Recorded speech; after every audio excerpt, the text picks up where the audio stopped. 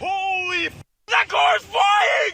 Cars tossed around like toys, catfish swimming on pavements. This was nature's wrath at its worst, with Idalia even spawning tornadoes. In Florida, the so-called Sunshine State, the storm surge out at sea flooded thousands of square kilometers of residential areas. The water's going down. They're saying that the high tide's going to come back up, but I don't see it getting any worse. So I'm here back at my home trying to make the best out of a worse situation. Electricity outages from falling trees, utility poles and power lines were widespread, as were wind-damaged and flooded buildings in hard-hit communities.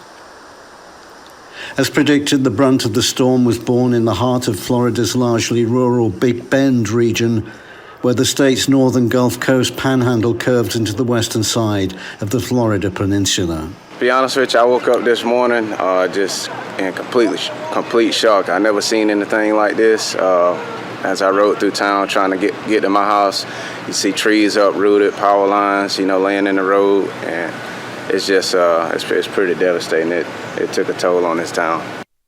Idalia is the strongest storm to hit Florida in a century, and the cost so far is put at least $8 billion. We are seeing an increase in the number of severe weather events. And what we saw with this storm, as we have seen with several of our hurricanes over the last few years, is that they are intensifying more rapidly due to the elevated heat of the water temperature in the Gulf or in the Pacific, or whether it's in the Atlantic. These storms are intensifying so fast that our local emergency management officials have less time to warn and evacuate and get people to safety. Idalia was expected to drift along the South Carolina coast through much of today before curling eastward off North Carolina and out into the Atlantic tonight.